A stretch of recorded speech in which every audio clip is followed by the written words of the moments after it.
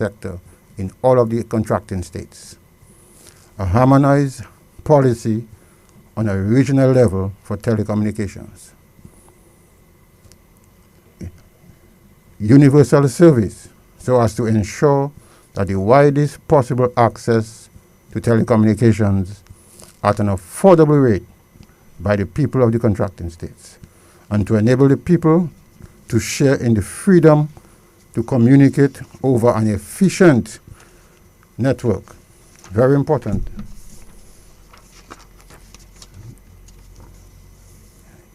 There was also the objective to have a harmonized regulatory regime in telecommunications, fair pricing, and the use of cost-based pricing methods by the telecommunication providers, fair competition practices by discouraging anti-competitive practice by the service providers, the introduction of advanced telecommunication technologies, because obviously we notice that we are moving from one to the next. And of course, technology does not stop. But the ECTEL was also designed to introduce advanced telecommunication technologies and an increased range of services for all members of the region. Increased penetration of telecommunications in the contracting states, and the overall development of telecommunication. These are some of the main objectives that was established for ECTEL, for the sector. Mm-hmm. You mentioned earlier open entry and market liberalization in particular. Explain to the man of the street what this means. Break it down for us a little. Okay, if you would recall, many years ago, we had only one major player in the region, that was Cable and Wireless. And you remember the ongoing battle we had with mapping telecoms. The purpose of, in that case, we call it a monopoly. We had only one major player that decided everything, pricing, everything, everything was service.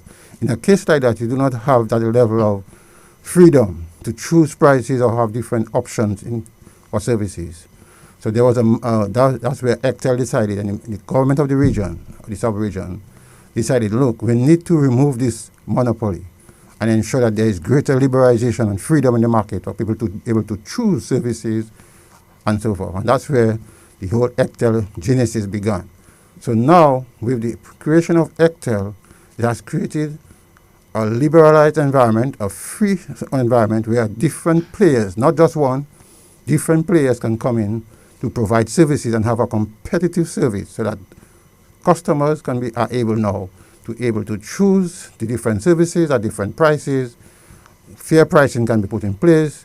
Those kind of practices can be ensured that there is no anti-competitive practice so that I can underplay you and that kind of thing. There are rules in the game.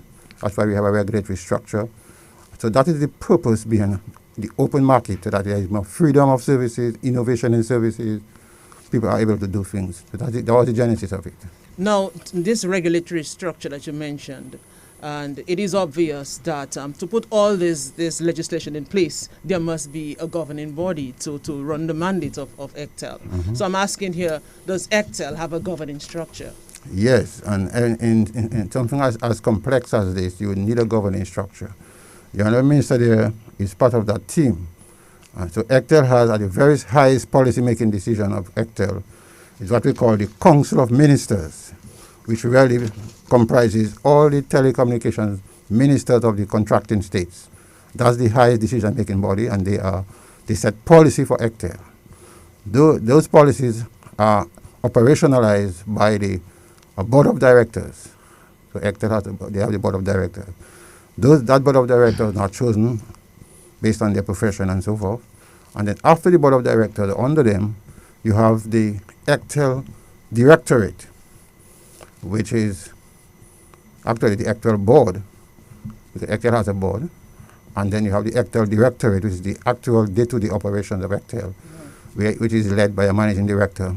And that ECTEL Directorate is presently located in St. Lucia. Now, ECTEL is based in St. Lucia as the overall advisor in the sector, but they are extending arms, so to speak. And I'm saying that for the purposes of the public so they can understand. And their extensions is really what we call the National Telecom NTRCs, National Telecommunication Regulatory Regulatory Commission. Commissions. For example, in Dominica, we have one, St. Lucia has one, Grenada, St. Vincent, St. Kitts. So they do other functions which we discuss another bulletin. Yeah. So this is the overall structure. Council of Ministers, you have a board, you have ECTEL, ECTEL has this board, the NTRCs, and they extend it out to everybody. Okay. What we'll do at this time is recognize the contribution of Flow Dominica, because Flow Dominica has made it possible for the 1-800-327 number. By the way, sometime later on the program, we'll give you the opportunity to call in, give your questions, your suggestions on this program. As I said earlier, this is very important. These are the issues that we really have to concern ourselves with. There are many benefits that can be derived as a member, of course, of this space. And Dominica, of course, stands to benefit tremendously. So let us recognize Flo, and then we continue with the discussion. We have with us the Minister with responsibility for telecommunications and broadcasting, Senator Oscar George, and the Director of Telecoms in Dominica, Mr. Bennett Thomas. Stay tuned. Why pay full price for your mobile when you can pay less? Just bundle your home internet and mobile services with Flow and save 25% on your mobile bill every month. That's money in your pocket. And now you get 15 times more data, plus free YouTube and WhatsApp data. And you can share your plan with up to 3 other numbers. Upgrade now and get a free smartphone. Switch and keep your number. Learn more at discoverflow.co. Why pay full price for your mobile when you can pay less? Just bundle your home internet and mobile services with Flow and save 25% on your mobile bill every month.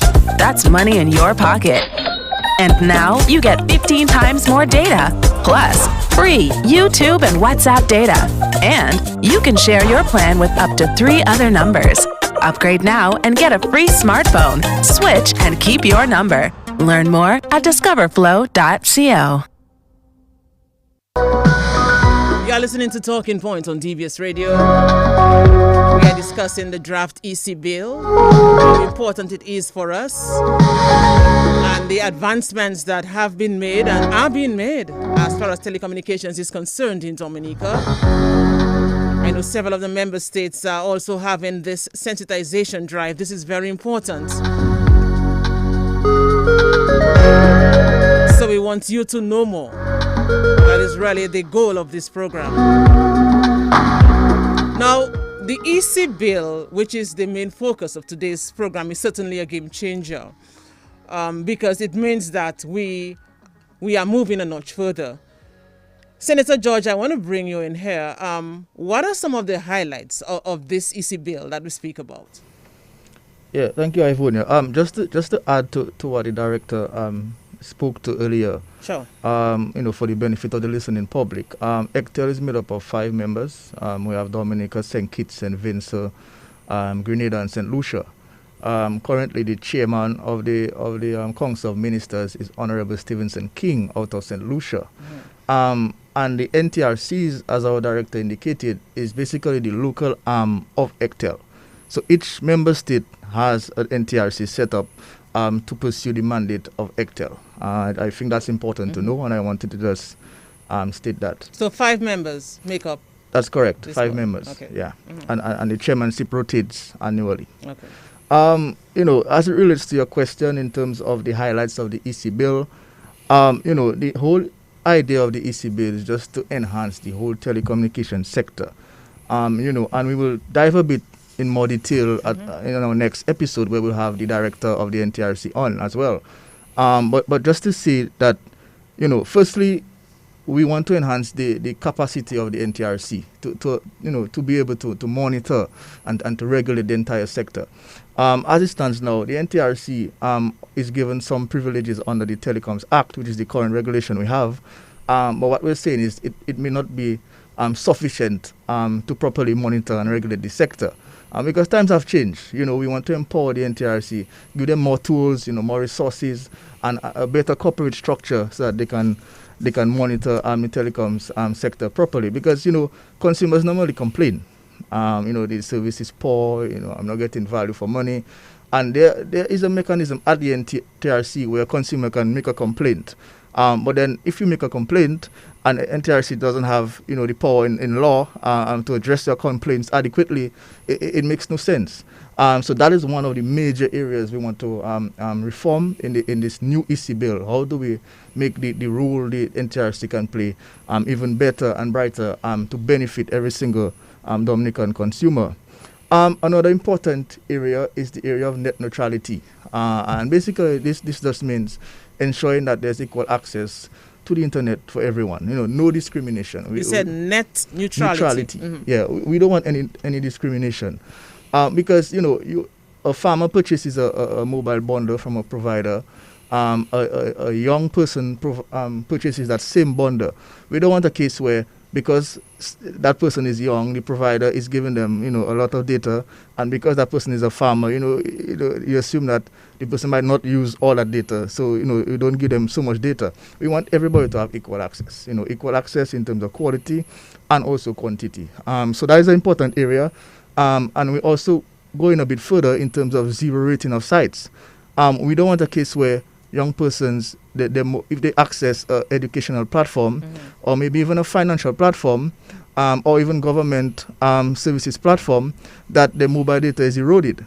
We want to make sure that you have access to these sites, but none of your mobile data will be eroded. So basically, free access to certain sites.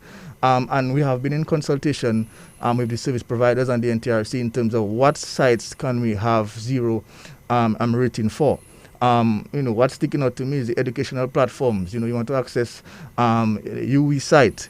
You want to access more banking. We should not be, or mobile data should not be eroded because of accessing some basic sites for basic services. So that's an important part of the bill, and I'm very happy for this. The issue of number portability.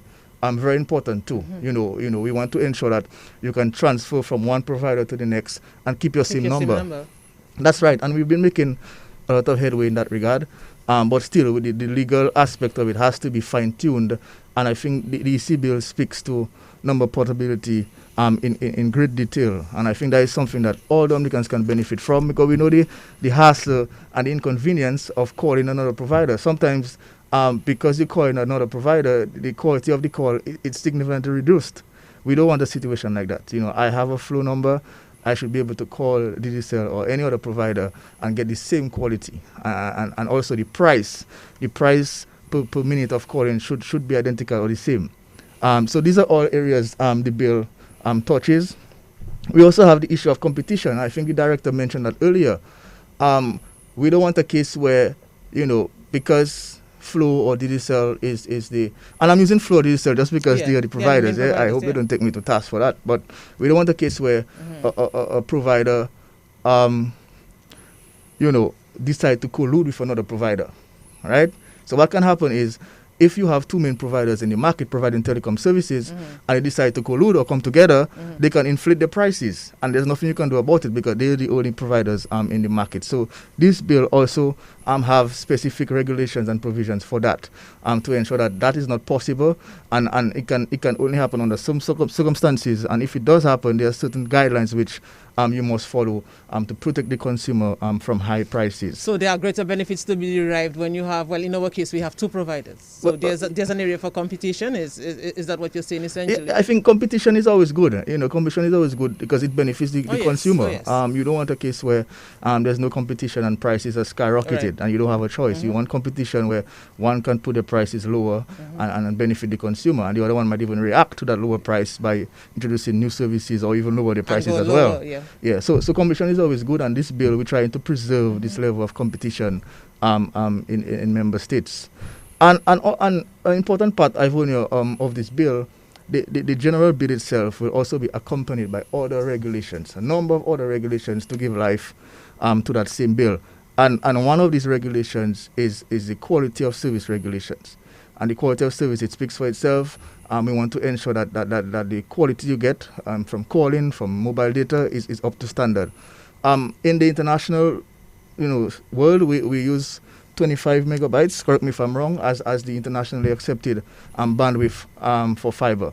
And I think we don't want a case where we receive lower than that. We want to maintain the international standard set for bandwidth provision, and the quality of service regulations is something that is very, very interesting to ensure that the quality remains on par with the rest of the world. Because, we have this thing we call the digital divide, that we don't want to go too far behind from the digital divide, especially given the fact that we are transitioning into a more digital space. I want to bring in another issue here, because for a number of years, the issue of roaming has been discussed.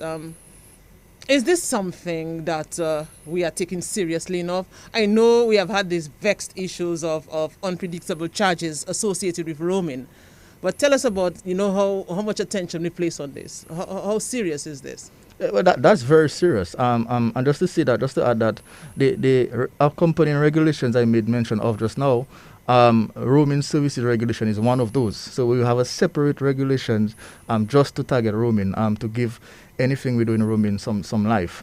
But we're taking this serious, both from a local standpoint and, of course, on a regional front.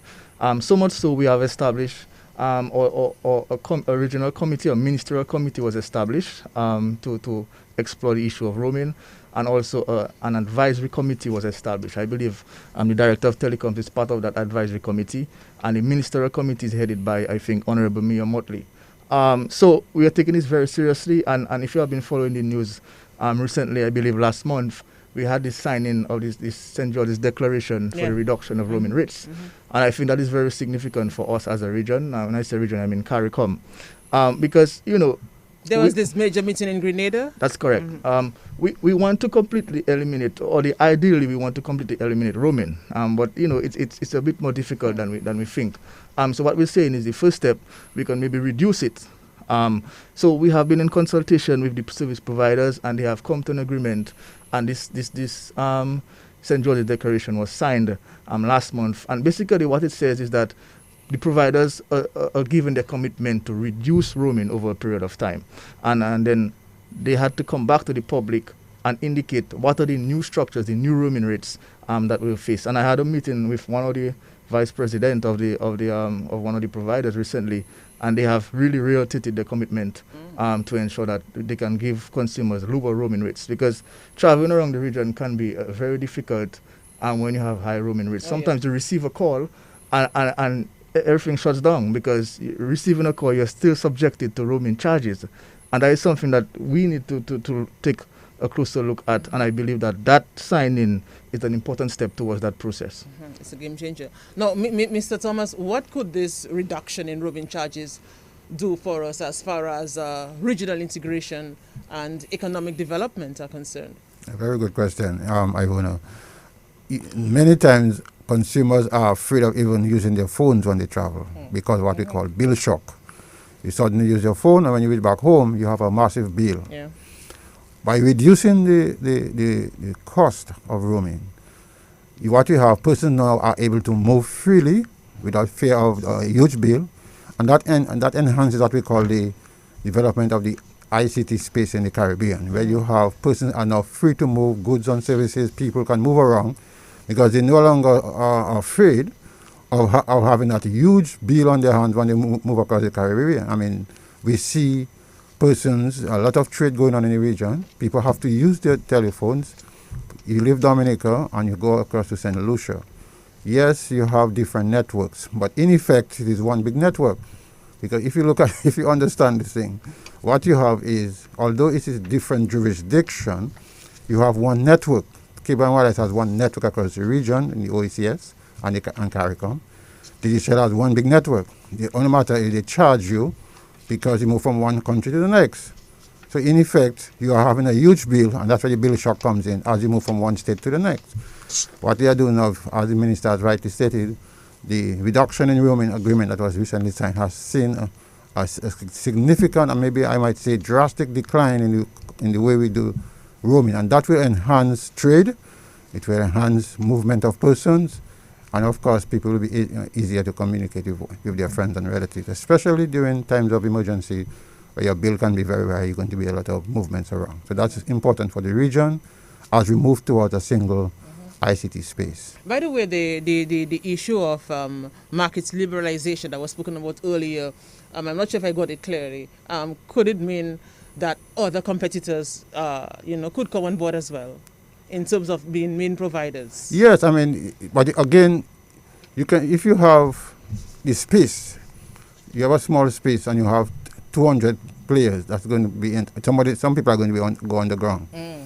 So you have to ensure, yes, you allow competition, but you have to understand the market size in order to facilitate that kind of level of competition. But one player, monopoly, no.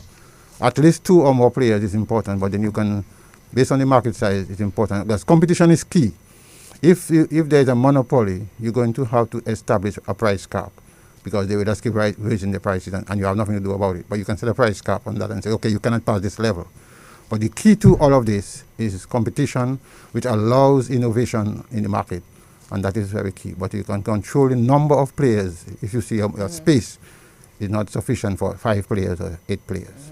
So, Mr. Minister, on the heels of the St. George's Declaration, is it fair to say now that the 2 main telecommunications providers in Dominica, they have agreed to reduce roaming costs? Yes, they have agreed. They have given the commitment to do this, but it will take some time. It will happen over time. They are working on the internal processes to ensure that they can transition into the new regime.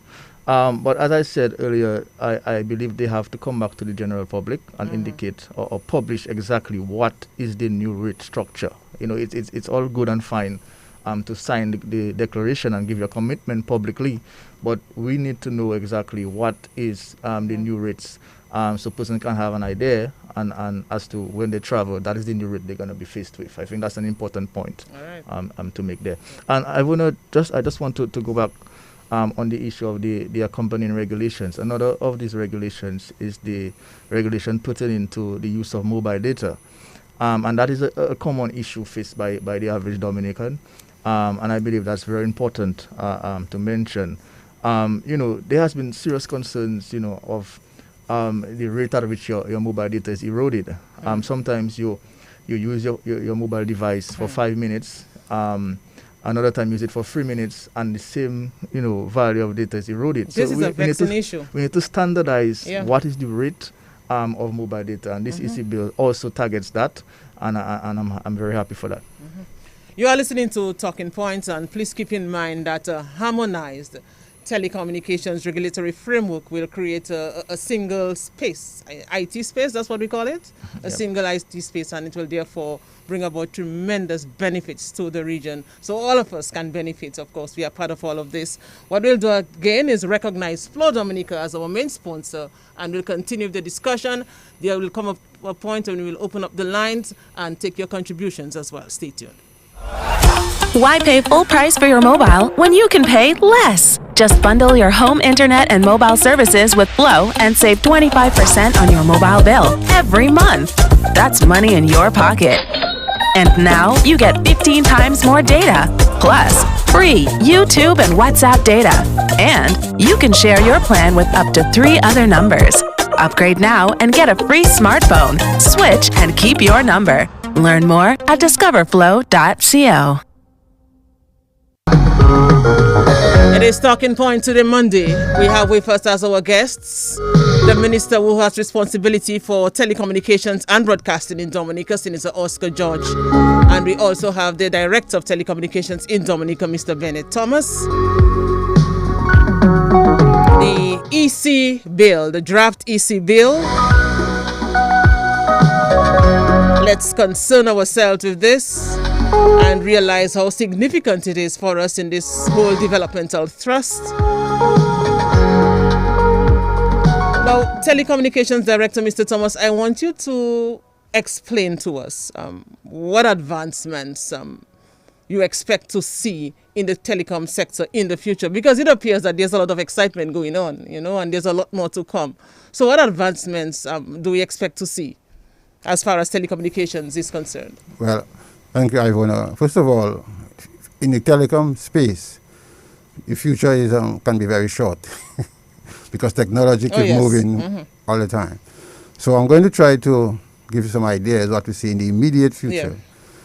One of the things, especially in the small island states like ours, is what I call the decentralization of telecommunication services into, let's say, in the rural areas and so forth, especially in what we can call a smart village or a smart city. Let me explain that why.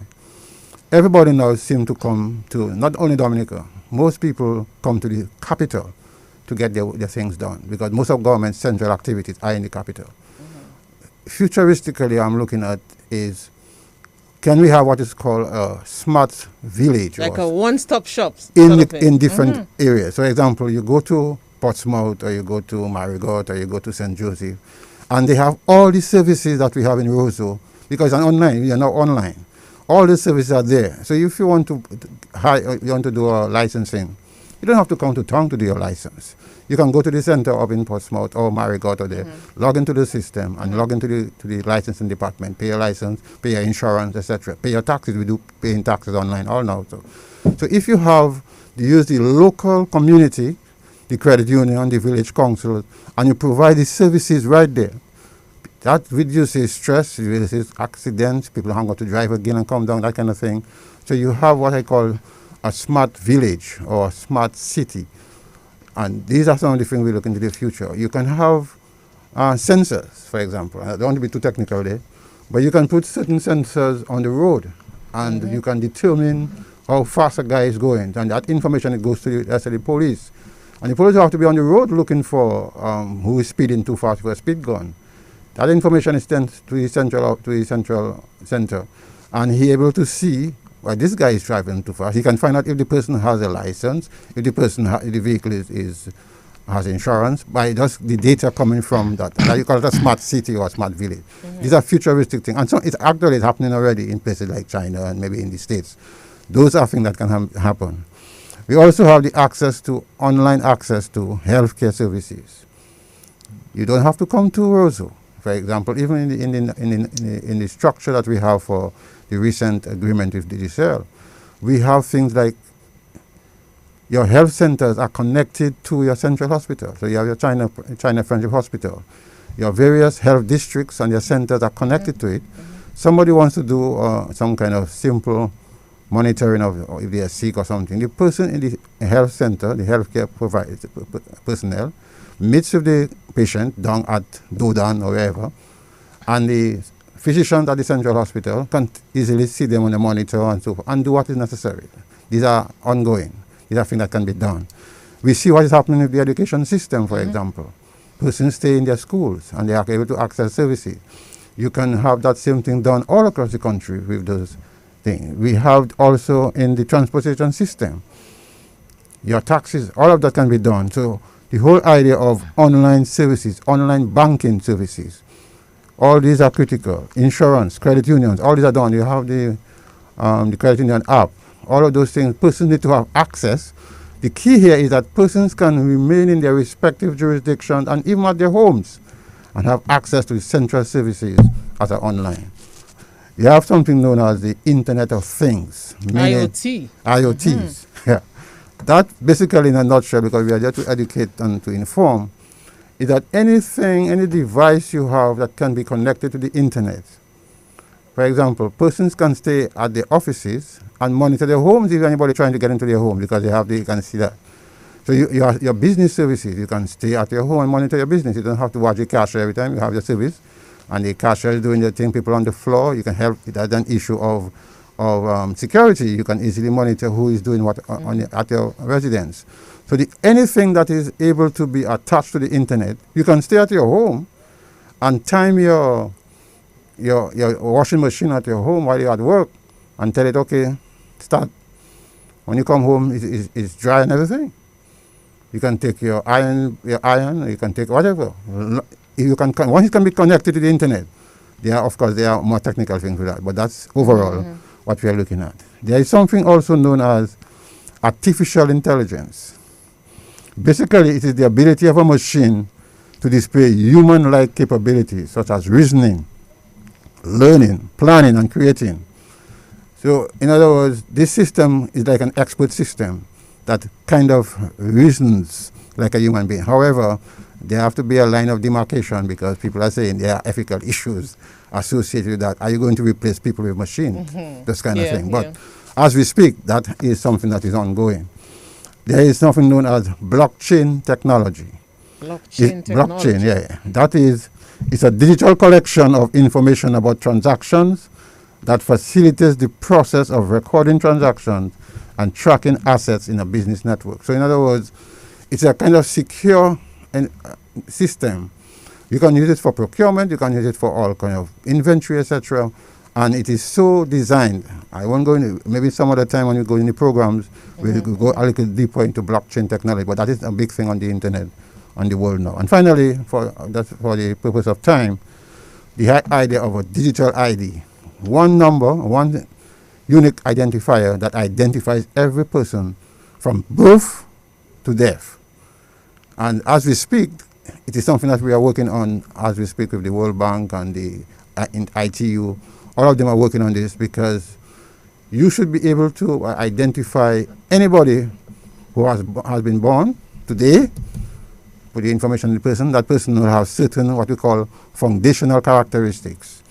Their date of birth, their mother, their father, where they were born, any marks, etc. That identifies you. Everybody has that at birth. As you move on in life, say you are in school, that number will identify you for school. As you begin to do you get married, that number will identify you too. As you begin to do your online transactions, whether it is eBay or Amazon that you're doing, that same number will be used. Your social security, your whatever for medicine, for whatever you want to do, transaction on the internet, you have one number. Wherever you go in the world, that's your number. If you lose it, you are now erased. Wow. Electronically, that is. It is, of course. But these are the kind of things, as we speak, that is going on. So these are things we will look at on subsequent Yeah, programs, because I would yes. really like to delve into this, you know, to see what it really means for us. But I was just thinking as well, even with the COVID-19 pandemic, we would have seen that the need for digital transformation is even higher than ever. I'm sure you all are following me on this. And that was fueled at the time, of course, when there were a lot of lockdowns, you know, which we went through. And so several opportunities and advancements emerged even during this pandemic period. And that is true, because even after Hurricane Maria, one of the things that was critical, and you still have to ensure it's there, is to be able to identify owners of land and property and so forth using IDs. Because if somebody got displaced because of the hurricane and they moved from Dodan, but they're now living in Portsmouth, but they still have property in Dodan. So how do I know it's mine? And when I move across to Portsmouth, I know I'm renting a new piece of land, or I bought a piece of land. How do you associate and link up those things? So you see, digital ID is critical to be able to identify, even in building processes and so forth. And that is critical for ownership of land and ownership of property. So it is very important. And as you rightly said, after the COVID-19, we see the use of persons moving around. And if it had not been for the use of the internet, we would have a lot of hindrances. But again, I've been able to identify persons as people move around. In fact, one of the things that's being discussed, and it's being done as we speak recently at a university in America, is the use of your mobile phone. Think of it. After a hurricane, everybody moved from area A to area B, but they have their cell phone. So as the people move around, you are able to see, but look, there's a mass movement of persons from Canefield into Portsmouth because of displacement, but you are now able to track them down because of their mobile phone. And you can use that to facilitate the entire distribution of goods and services and help to people and that. So there are a lot of things that can be done. We don't have enough time now to do that. But there are a lot of things that can be done if you can track people down accordingly. I don't know if I may come in Sure. at this point. You mentioned digital transformation, and I just want to add that we may be one of the only countries in the Caribbean with a ministry dedicated for digital transformation. And obviously my colleague is doing a wonderful job there. Senator Laville, and some of the areas touched on by Director Thomas in terms of the digital ID, for one, the e-healthcare. These are things that they are doing under the digital transformation process. It's a Caribbean-based project, but they have been able to do a number of these initiatives so far in terms of building our digital skills, developing innovation hubs so that our young persons can come and develop their ICT capacity. So I think we're ahead when it comes to digital transformation, and it's not something that we started in response to COVID-19. It's something we started way before COVID-19 because of the vision of the Honorable Prime Minister. Sometimes I hear people say we are reacting, but I don't think that's a reaction. It's something that was very strategic, and it's something that the world is going toward digital transformation. There's so much opportunities on the internet now to earn some money. You know, the traditional jobs are fine, but the virtual jobs, this is the way the world is going. So I'm happy that the Ministry of Digital Transformation is making some progress in that regard. The issue of a smart community or smart city is something that makes a lot of sense. You know, it was always our intention to develop the Kalinago space into that sort of smart city as a model that can be replicated in other communities. And that is why we have developed this Wi-Fi network in the Kalinago region, which is just a small component of that. Fiber connectivity, the intention is to have services at every unique site in the Kalinago territory, develop some more facilities there, ensure that the telecom infrastructure there is stable and resilient. So these are all things that we're trying to model using the Kalinago space as an example towards a smart city that can be replicated in other communities. Are we even looking at advancing what we have as far as the school is concerned, probably tertiary level in terms of all this, all what we speak about, all the excitement in technology and what we intend to do as a country? Yeah, I think digital skills is important for us. We have to build our capacity in terms of ITC-based careers. So a training institute might be something that we have to consider at some point, just having this institute dedicated to training our young persons. I believe some years ago we did something at the ICT Center of Excellence at the Dominica State College, and I think Hurricane Mario had some impact on that. And I think this school is using this facility now. But it's something that is on our agenda, and it's something I think that's absolutely necessary going forward. All right. You're listening to Talking Point. You could open up the lines now. And of course, we are looking at the draft EC bill. Government is taking steps to build awareness on the draft Electronic Communications Bill. And the bill will replace, I think, the current Telecommunications Act and will address areas that are not currently addressed under the current legislation. So we are moving a notch further. Senator George, besides the EC bill, what are some of the other issues that are high on ECTEL's agenda? Yeah, you know, I want to first commend ECTEL starting first at the Council of Ministers level and then to the board and also the staff of the directorate. I believe that they're doing some diligent work there. They are delivering on their mandate, and I think that is very important for us. But, you know, one of the areas where I believe that ECTEL has been playing some emphasis on is the area of post-disaster communication, because we know the reality is that we are prone to disasters. Half of the times we're in a disaster season. So we have been paying some emphasis on that in terms of developing country-specific telecoms plans. Also, you know, recently we approved at the Council of Ministers level a contingency fund that can be used by member states in the event of a natural disaster.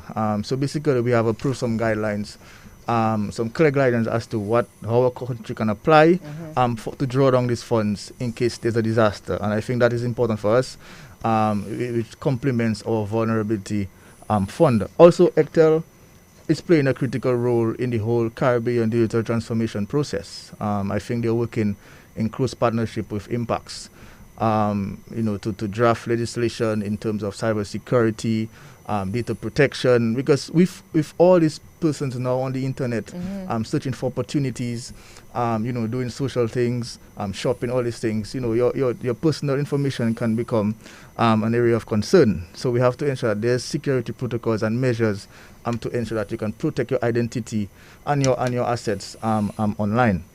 Also, in terms of satellite-based telecommunications, I think that's an important area. And I believe ECTEL has been given this some thought and some discussions there. We have to have a proper framework in terms of satellite-based communications. You know, recently we have taken the decision to put fiber on the ground. You know, traditionally all fiber was overhead, you know, and it's affected by hurricanes. So making it more resilient results in the fact that we have been placing our fiber on the ground. But the issue is that we are still prone to landslides. You know, we are very mountainous. So even putting the fiber on the ground still have its disadvantages. So that leads us to the issue of satellite-based technology. Using satellite-based, they're in orbit, they're in space, they're not affected by natural disasters or hurricanes. And I think that is what resilience is all about, you know, ensuring that we continue to improve how we communicate to avoid what transpired in the aftermath of Hurricane Maria, when there was 2 days of no communication because all our infrastructure was destroyed. And I think if we can use satellite-based technologies, that can be avoided. And in disasters, time is lives. So as soon as you can communicate, that's better for us. Also, ECTEL has been doing a number of work in terms of other regulations. They have been providing support in terms of spectrum allocations and licenses, all these things. They have been doing a good job in that regard, and I just want to commend them for their hard work. From a member of council perspective, I want to acknowledge their diligence in the entire process, and the government of Dominica is there and willing to support them in any and every possible way. Mr. Bennett Thomas, so it is fair to say that the future is bright, exciting times, the advancements, are going on, technology is evolving so quickly, it is changing the world. Technology is not the silver bullet, but definitely it has given us the opportunity that we can move forward and be more effective and efficient in the things that we do. And as the minister has rightly said, emergency telecommunication, satellite-based communication is mainly used and primarily used nowadays for emergency telecom because of its resilience. And as he said, ECTEL should be commended for that because you notice that the region that we are in, every year we are exposed to this kind of hazard, and the satellite-based communication is very, very critical.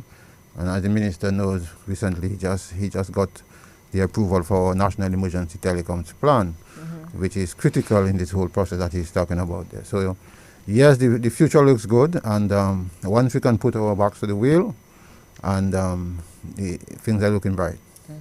Mr. Minister, what would you describe probably as the main challenge going forward? I know you spoke about a lot of issues and a lot of things that are being done, but if you were to zero it down, put it in a nutshell, in terms of the challenges that we face, or the main challenge, what would you say this is? Yeah, I think we have done a pretty decent job so far, given what transpired a couple years ago. But I think a lot of the, not challenges, but a lot of the issues we face, I think regulation has a big role to play in addressing that. So the EC bill can come in very handy in that. Also, one of the challenges we have is pricing. How do we make services affordable for the average Dominican? I mean, yes, if you have a decent job and a decent salary, you're able to pay $120, $170 for your internet package at home. But then if you're a single mother, that is a lot of money just for internet services. So the issue is, how do we ensure that we can try to make services more affordable for the average Dominican? Yeah. And that is something that I have full commitment towards. Regulation will play a role, but I think sometimes it goes beyond regulation to ensure that we achieve these things. And I think that is one of the sticking points for me going forward, because we have done an excellent job in terms of the infrastructure. We now have basically almost 100% connectivity in terms of fiber broadband. We have invested heavily in computer labs.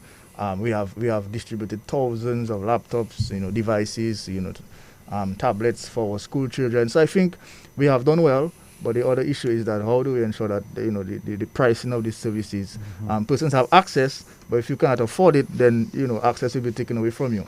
So I think that's one of the issues where we will devote some time and effort going forward. There's a lot I can take home, from this program. I must say, as we near the end, I'm sure, of course, when we have subsequent programs and when we look at different issues, we'll have participation, surely.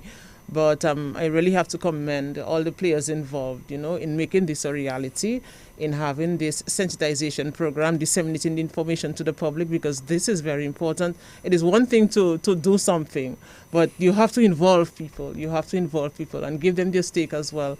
So I really have to commend all the players involved in that sector on this move that we are doing now as far as this Caribbean space is concerned, and the 5 members of ECTEL, the Eastern Caribbean Telecommunications Authority. Did I have it right, Mr. Thomas? Correct. I know we have the NTRC, we have ECTEL, we have EC, so we have several acronyms, and we have to get it right. Yeah, so all this is part of the sensitization drive. Let us get it right.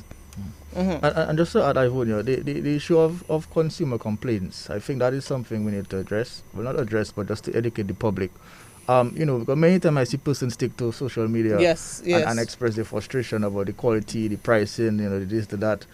But there is a structure to report your complaints, to the NTRC. The NTRC is basically the telecommunications police. They are the ones responsible for regulating the sector. They are the ones responsible for ensuring the providers perform in accordance with the law. So rather than making a post on Facebook, you could take that same time and make a formal complaint to the telecoms police, which is the NTRC, and they can address your situation better. So, I'd just like to encourage Dominicans to, just use that facility at the NTRC. It's like the IRC, the Independent Regulatory Commission, and Dominic. But let's go to the telephone. Good morning. Good morning, Talking Point. Hello, good morning. You are on. Good morning. Good morning to the ministers and the hosts. Well and truly, all you say there is great. I love what all you say, but well and truly now, the companies are providing the system, which is the service to the people. I suppose like in the Caribbean, we have a serious problem. So ministers and your guests and your member, I would like all to take that very serious, because I think that's a serious problem with them people that providing the system to the people, the service. You know what I'm saying? And another thing before I roll out. Right now, we're in a new era with the system are rolling now. Them people are bugging people thing online and teaching people stuff. And to know what all you have in place for them people there, you're supposed to have some serious judgment, because that is a serious case also. So anyhow, too much of the time. Old boss, good morning to you. My boy, you're working for the country. I love what all you're doing. Give thanks, continue what all you're doing. Right. Enough love and respect. Up and running, fireman running, bless up, give thanks. Thanks for your contribution. I guess some of the devices, we will look at this on subsequent programs, right, Mr. Thomas? Yes, and but he raised the point there. Yes, we'll go further into that, but he is clear about the issue of quality of service, and that will be taken care of, and the whole issue of data protection. We'll discuss those things in subsequent matter.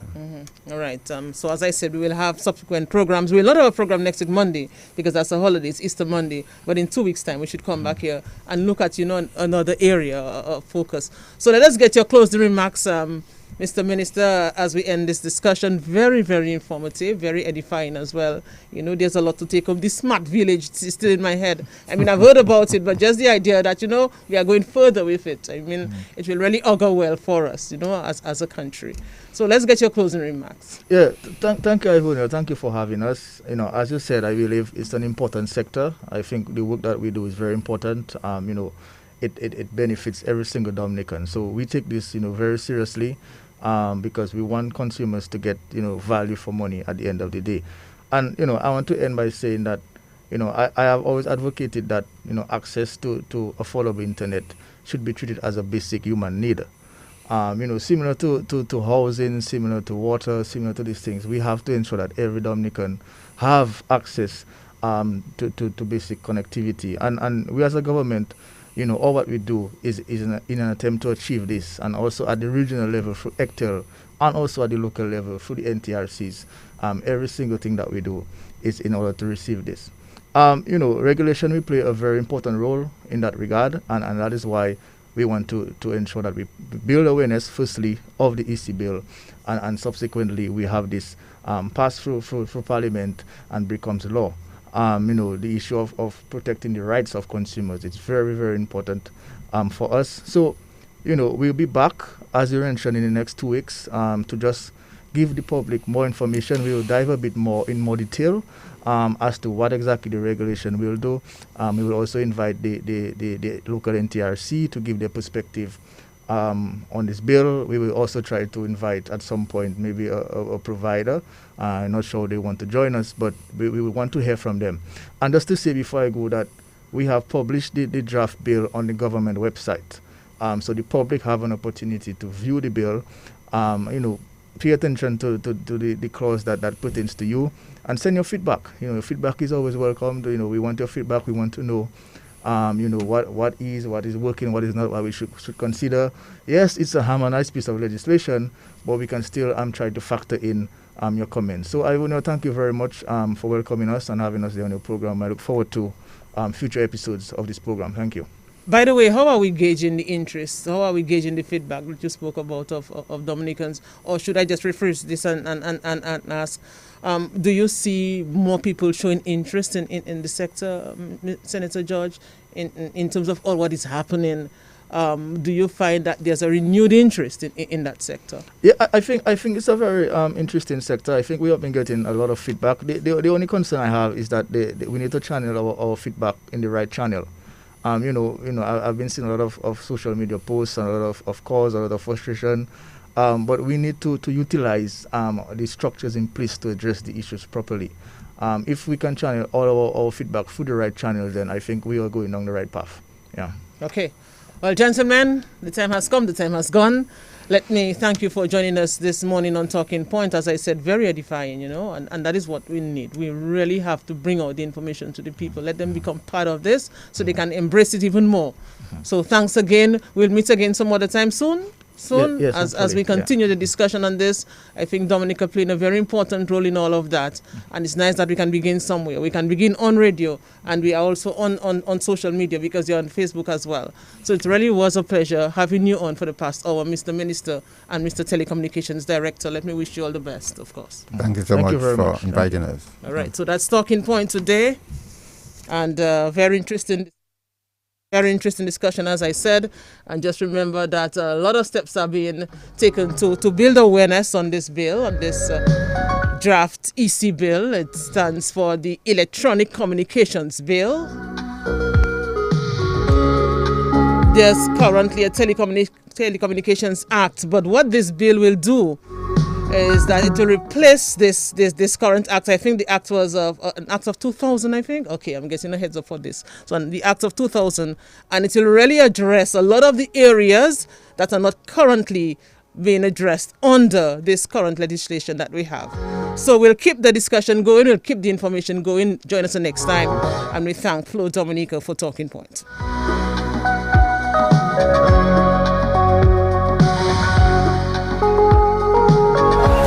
Why pay full price for your mobile when you can pay less? Just bundle your home internet and mobile services with Flow and save 25% on your mobile bill every month.